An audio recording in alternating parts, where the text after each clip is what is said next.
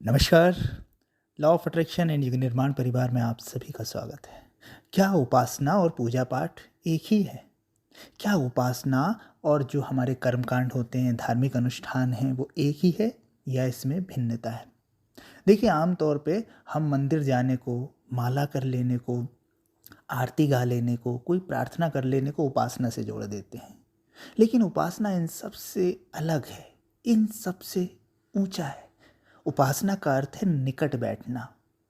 अब निकट बैठना, किसके निकट बैठना? उच्चतम चेतना के निकट बैठना। अपने आराध्य, अपने इष्ट, अपने गुरु, अपने भगवान, अपनी आत्मा, उसके निकट आना, यह है उपासना। उपासना, निकट जाना। तो माला, पूजा पाठ, मंदिर जाना, ये उस मार्ग की सरलता के साधन तो हो सकते हैं, लेकिन इन्हें उपासना नहीं कहा जा सकता। उपासना तो सीधा सीधा समर्पण का मार्ग है। अपने आप को उच्च चेतना पर समर्पित कर देना। और अपने आप को का मतलब क्या है? अपने अहंकार को। क्योंकि अहंकार को समर्पित कर देने के बाद जो बचता है, फिर वही रहता है जिसे समर्पित किया जाता है। यानी फिर कोई दूसरा नहीं रह जाता कि फिर कहीं और पहुंचना है। जब आप समर्पण करते हैं तो अपने अहंकार को छोड़ते हैं, और अहंकार छूटता है तो फिर आप वही हैं जिसे आप समर्पण कर रहे थे। फिर भक्त और भगवान का भेद खत्म हो जाता है, आत्मा और परमात्मा का भेद खत्म हो जाता है, गुरु और शिष्य का भेद खत्म हो जाता है। तो उपासना, अगर जीवन में सिर्फ उपासना घटित हो जाए तो अलग से फिर पूजा पाठ कर्मकांड की आवश्यकता नहीं रहती। ये इतनी ऊंची चीज़ है, इसके दम पर सब पाया जा सकता है। लेकिन उपासना होती नहीं है, शरीर से हो जाती है। गुरु के पैर पढ़ लिए, गुरु को पैर दबा दिए, मुंह से गुरु की तारीफ कर दिए, गुरु गीता पढ़ ली, गुरु चालीसा पढ़ ली, गुरु का यशोगान कर दिया। पर ये भौतिक चीज़ें होती हैं, इसका कोई बहुत ज़्यादा महत्व नहीं होता। महत्व होता है कि भीतर से क्या घटित होता है। क्या भीतर से सच्चा समर्पण घटित हुआ है उच्च चेतना के प्रति, अपने गुरु के प्रति, अपने भगवान के प्रति? नहीं हो पाता।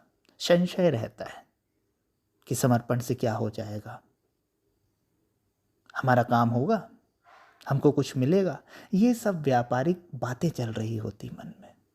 तो ऊपर ऊपर से देख के गुरु पूर्णिमा व्यक्ति मना लेता है, गुरु के पैर पढ़ लेता है, फोटो पे अगरबत्ती लगा देता है, लेकिन समर्पण नहीं हो पाता, उपासना नहीं हो पाती।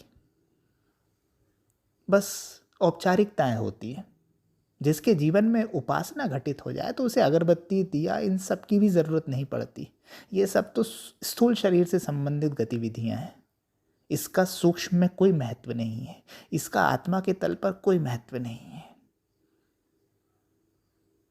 समर्पण घटित हो जाए तो उपासना घटित हो जाती है, और जिसके जीवन में उपासना घटित हो जाए उसके जीवन में सब कुछ घट सकता है, सब कुछ घटित हो सकता है।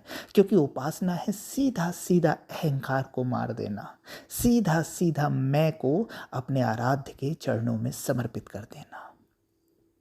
इस उपासना की स्थिति तक पहुंचने के लिए ही बाकी के कर्मकांड, आत्म परिष्कार, बाकी की साधनाएं होती हैं।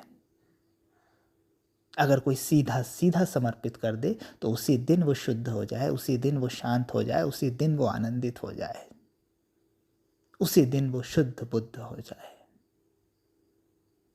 लेकिन ये बहुत बड़ा दाव है, मैं को छोड़ देना, एक निष्ठ हो जाना, समर्पित हो जाना। ये बहुत बड़ी चीज़ है, नहीं हो पाती लोगों से, क्योंकि उनकी उपासना के ऑब्जेक्ट्स भी बहुत सारे हैं। आज इस भगवान को पूजा करेंगे, कल उस गुरु को पूजा करेंगे, परसों किसी के बारे में सुन लिया फिर उसके पीछे दौड़ने लगे। उपासना नहीं होती, व्यापार होता है। इनके इतने फॉलोअर हैं, वो बाबा जी इतना बड़ा चमत्कार करते हैं, बस इन चीज़ों में हम लगे रहते हैं। हमारी श्रद्धा, हमारा निष्ठा, हमारा किसी गुरु से जुड़ने का आधार उसके दिखाए हुए चमत्कार हो गए हैं। प्रेम और भक्ति नहीं रह गई, भाव नहीं रह गए। जो जितना बड़ा चमत्कारी दिखा दिया जाता है उसके प्रति हम उतने ही ज़्यादा झुकते चले जाते हैं। उससे बड़ा कोई और चमत्कारी आ जाए फिर हम उसके पीछे भागेंगे। हमारी कोई सत्ता नहीं है, यानी हमारा कोई भाव नहीं है, हम सिर्फ चकाचौंध में दौड़ रहे हैं। और उपासना वैसी नहीं होती। उपासना तो है एक के प्रति अनन्य श्रद्धा। काम हो ना हो, मेरी सुने ना सुने, मैं तेरे भरोसे, तेरी मर्जी कबूल हो, तेरी मर्जी में चलूँगा, अब तू जहाँ ले जाए। जब इस भाव से कोई जुड़ता है, जब इस भाव से कोई अपने आराध्य के चरणों में बैठ जाता है, उपासना में हो जाता है, उसका कल्याण हो जाता है। धन्यवाद।